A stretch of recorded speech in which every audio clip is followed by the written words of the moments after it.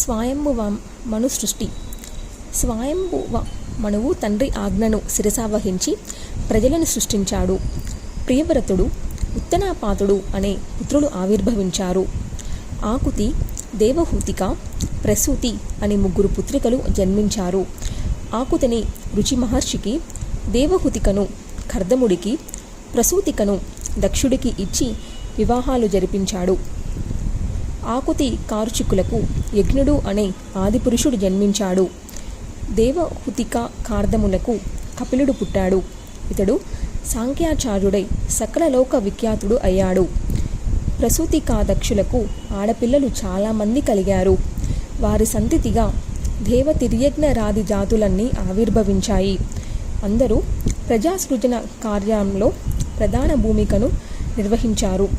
వీరిలో యజ్ఞుడు స్వయంభువ మన్వంతరంలో రాక్షసుల బారి నుండి మనువును కాపాడి లోక విస్తృతి వహించాడు. కపిలుడు మహాయోగి. తనకు ఒక ఆశ్రమం నిర్మించుకొని సాంఖ్యయోగ మార్గాలలో విశేషమైన కృషి చేశాడు. తన తల్లి దేవహుతికకు అవిద్య నివర్తకమైన జ్ఞానాన్ని, ధ్యాన యోగాన్ని ప్రబోధించాడు.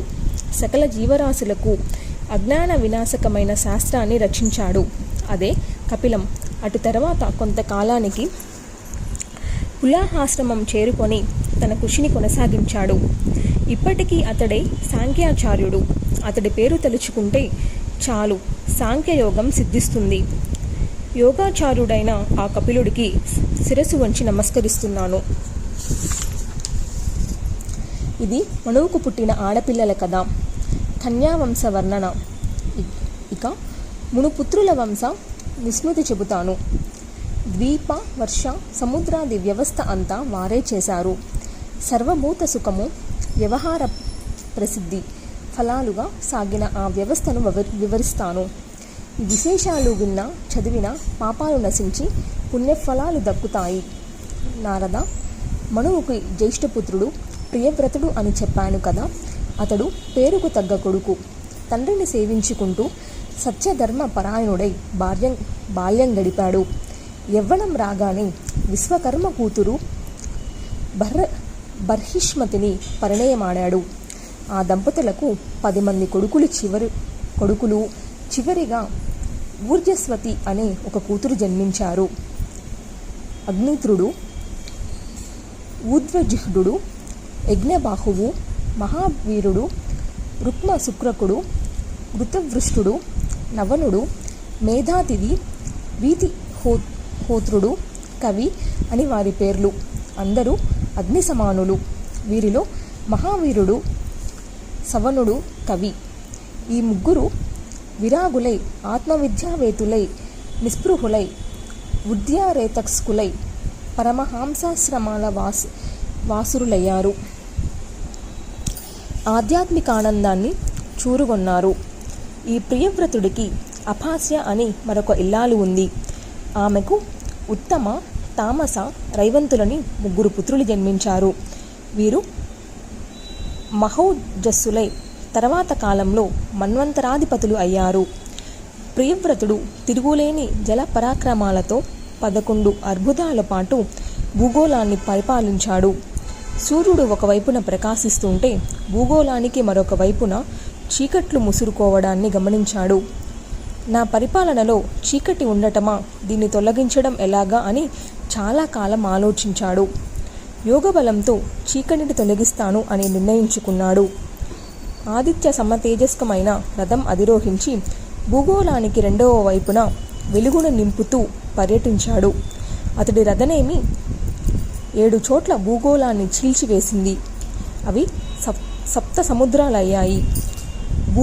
భూభాగం 7 ద్వీపాలుగా విభజించబడింది. 7 సింధువులు ఆ భూభాగాలకు పరికలు అయ్యాయి.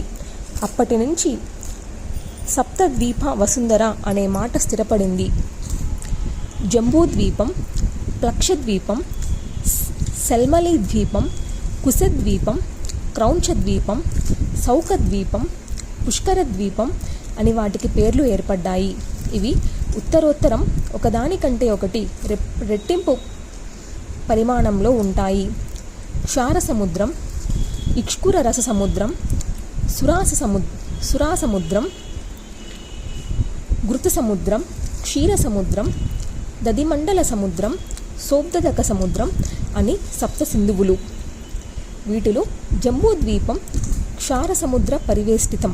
దీనికి ప్రియవ్రతుడు తన కుమారుడైన అగ్నిద్రుడిని అధిపతిగా నియమించాడు. ప్లక్షద్వీపం చుట్టూ ఉన్నది ఇక్షుర సముద్రం.